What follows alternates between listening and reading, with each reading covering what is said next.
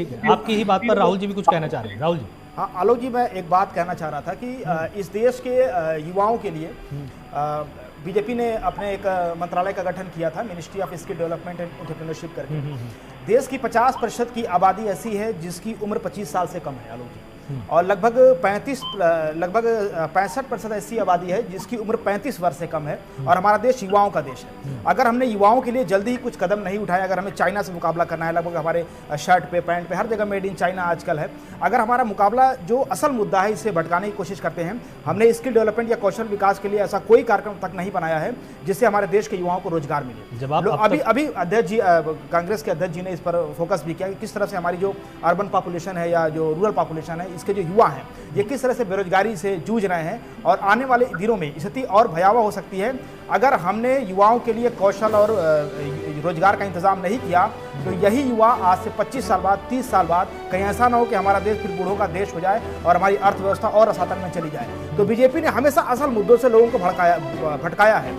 युवाओं के लिए क्या काम किया है, मुझे लगता है आलोक जी अगर यह बता दें।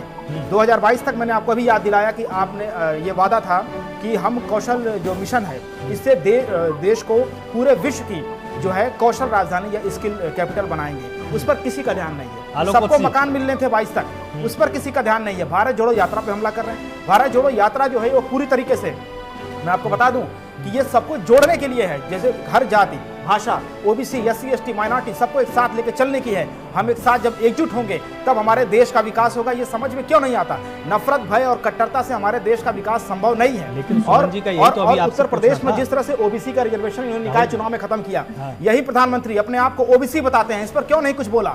मैं आपको ये बताना चाहता हूँ कि आप किस जो असल मुद्दे हैं ये आप कब तक भटकाते रहेंगे और भटकाते रहेंगे।